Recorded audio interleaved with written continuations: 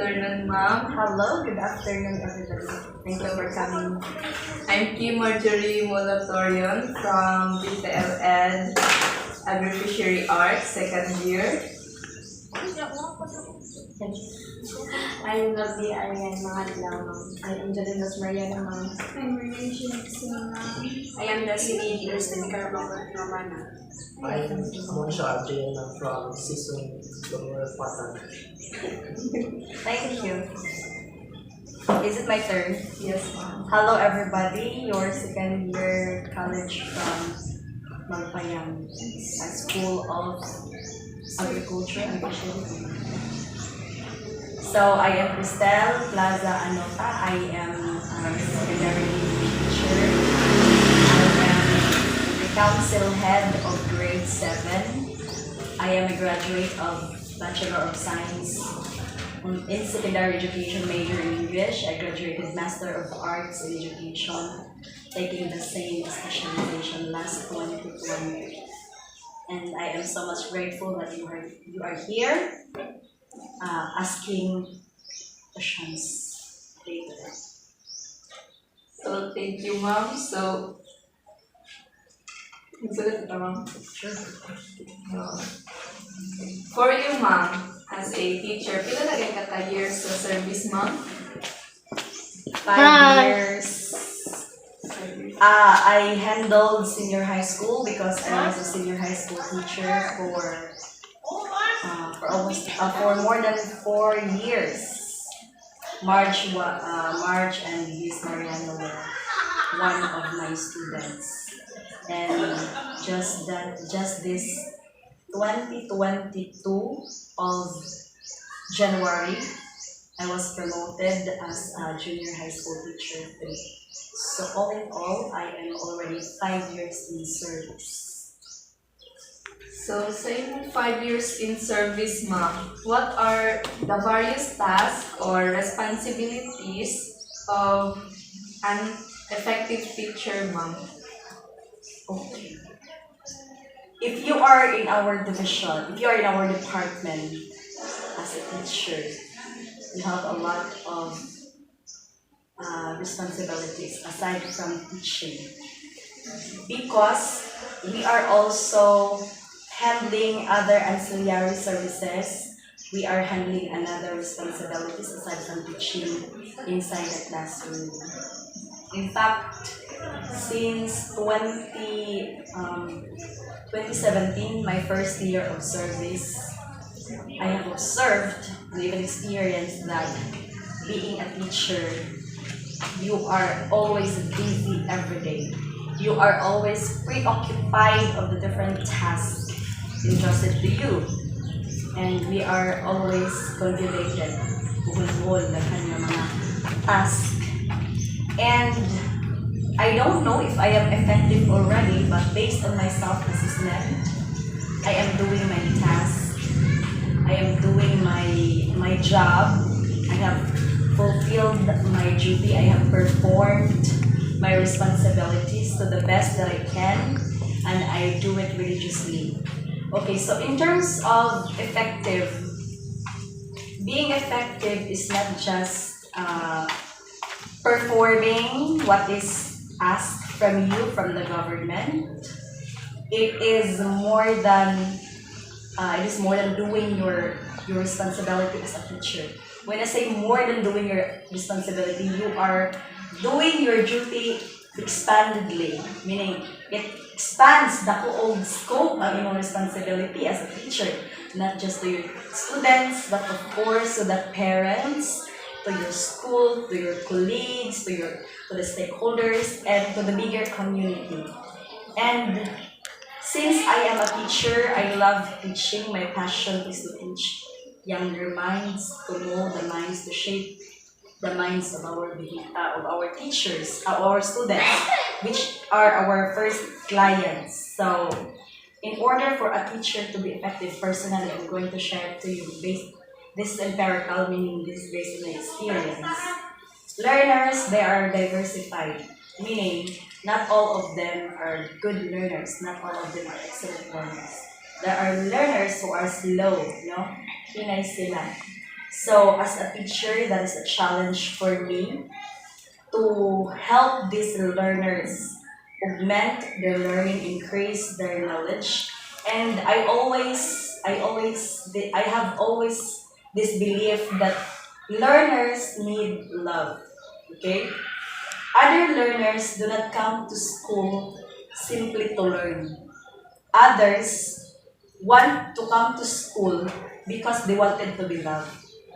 So as a teacher, that is my passion, and I found it very fulfilling. I found it very effective in my part because I'm not just learning. I'm just not teaching the students, but I am more embracing them of who they are, regardless of their family background, regardless of who they are. I mean, because there are students who do not even recognize unsa sila, or feeling that they are inferior or unsa sila.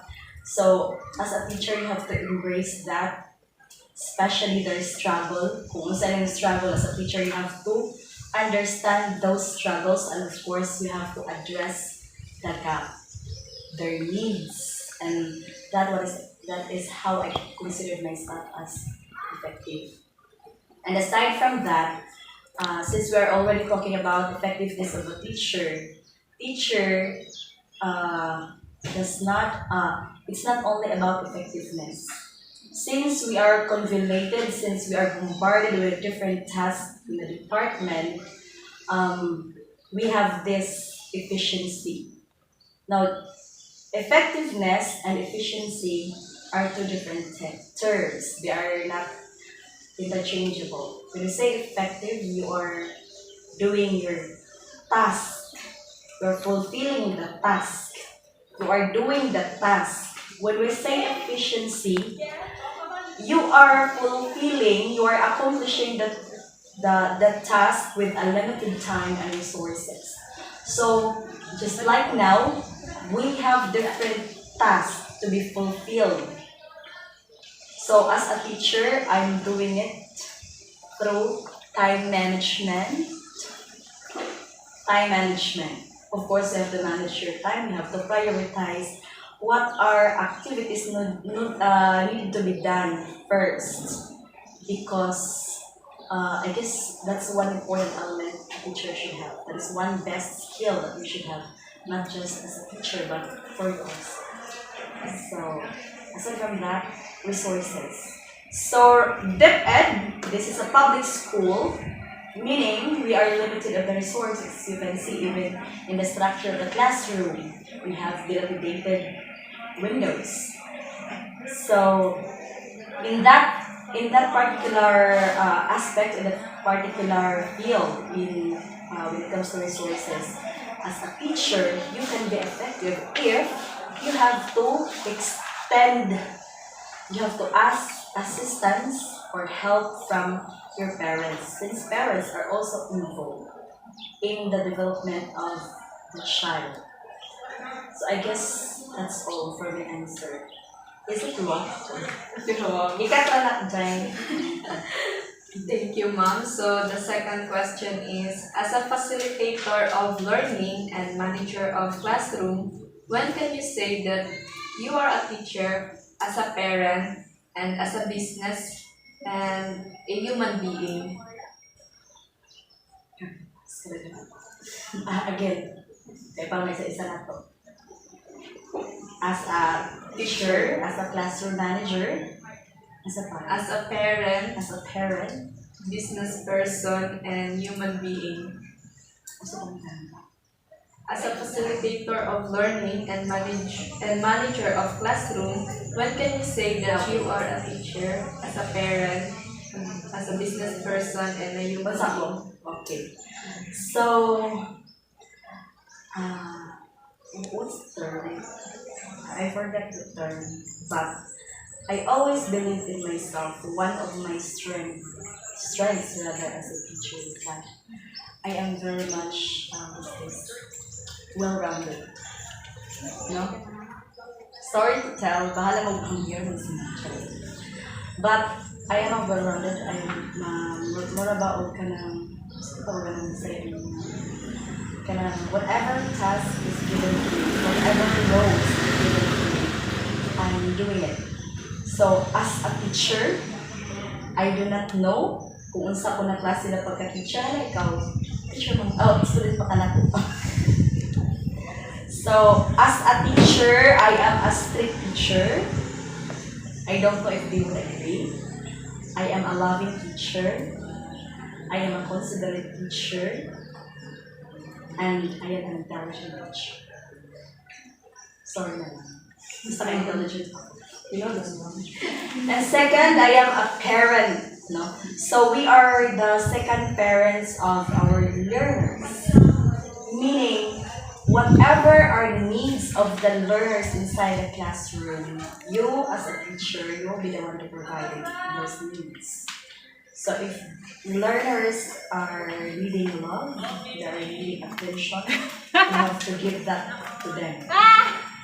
And another, as a parent, you have to understand that your learners are very different from each other. They are unique individuals, and as a teacher, you have to understand their uniqueness. Okay, what else? As a business manager, classroom manager. As a classroom manager, when I was in senior high school, I was very stringent. I am very strict also. Cleanliness is important because I believe that cleanliness is next to godliness. And I don't want a messy classroom. If you find my classroom messy and unkempt, I'm sorry, but I'm so much busy. But if I have more time as a classroom manager, I always I make it sure that my classroom is clean, that my students are doing their tasks because they are my asset in fulfilling the task inside the classroom, in managing the classroom. Okay? And what's the next? As a human being. As a human being, I cannot judge myself, but as a human being, I am a good person. Yeah. I am a good person. I am a responsible ate. I am a responsible citizen. Okay, what else?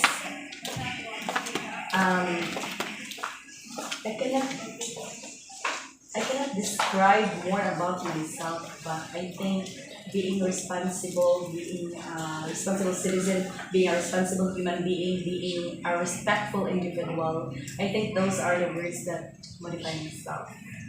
What else? Third question. Third question. What are the instructional, personal, and social competencies that are expected of a teacher, and what can you say about it? When we say competencies, it has something to do with the skills of teachers. First, we have, what's the first? Instructional. Okay, instructional. Ano personal? Okay, so as I have said, knowledge for me is not that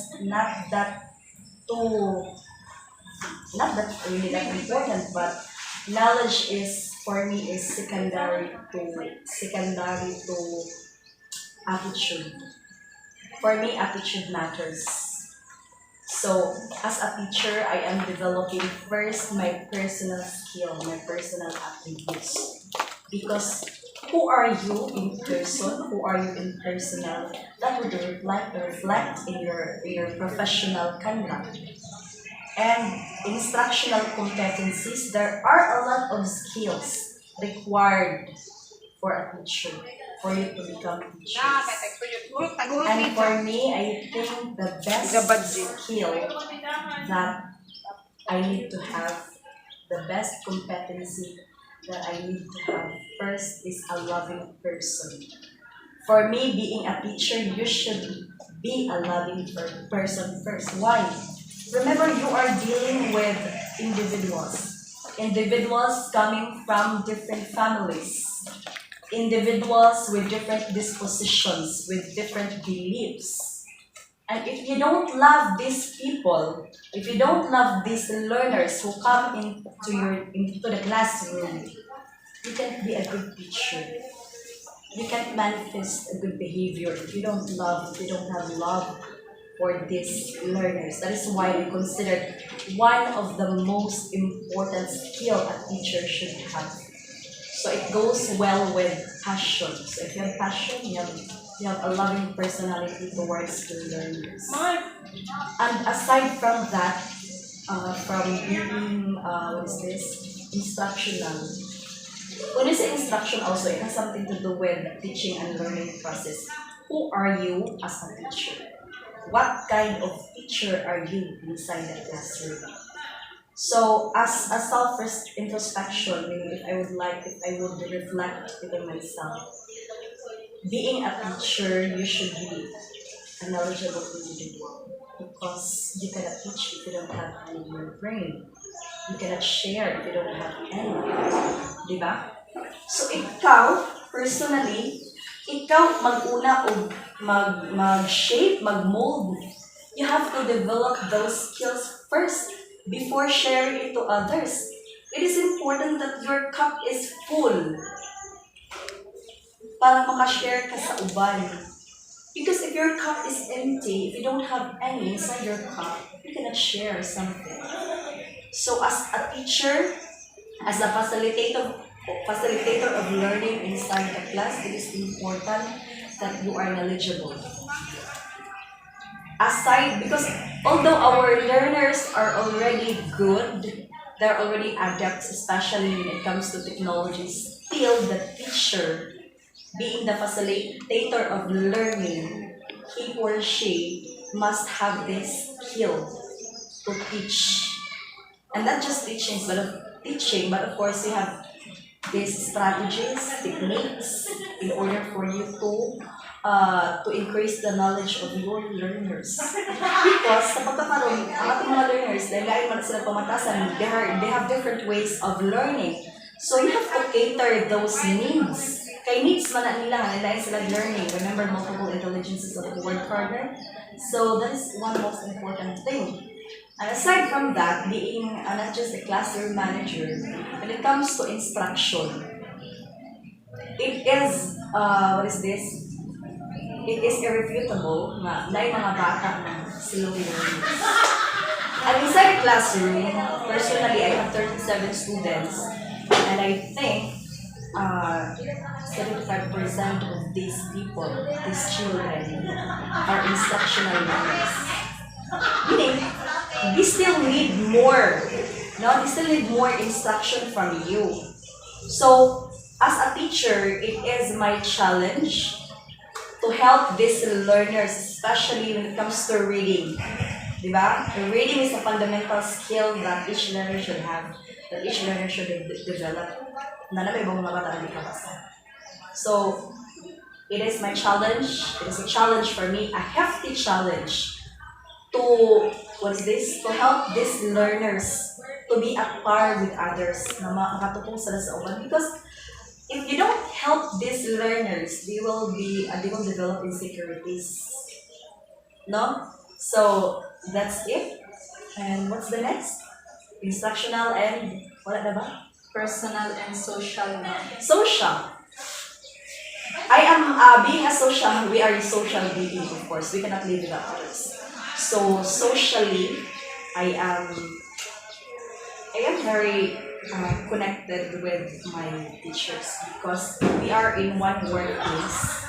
It is important that we have this harmonious relationship, harmonious rapport with these people around you because dapat pagdamo sa isang workplace, you should be in one beat, one music. So, I get along with them. That's why it's important for you as teachers. Hindi pwede na pag-teacher ka, ikaw mag-isa, hindi na kang tagal-tagal sa uwan mo.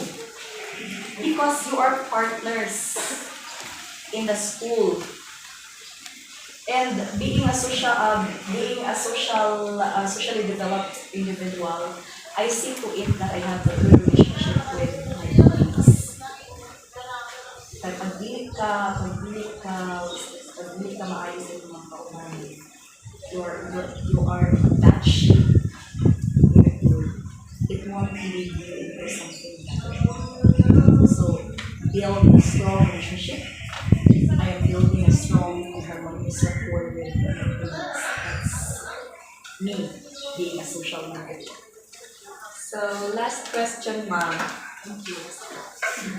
Can you describe the role of a teacher as a classroom manager? Ma'am, ano na siya? Okay. Oh, they have any questions? Wala. Oh, yeah. Oh, ano, gusto mo yung may na? I still have my time. Wala ba? Sir, do you have question? Ah, Taas ito yung answer na mo. yeah, I think I have answered it all. I have already capsulated it. Wala na? Yun na, ma'am. Okay, thank you very much. I hope that it will lead you to your academic success. Thank you so much for coming, and thank you for choosing me as one of your participants in your interview. It is my pleasure to have you. Thank you so much. Ma'am, picture pa. Sure. Documentation. Oh, sure. Mga details.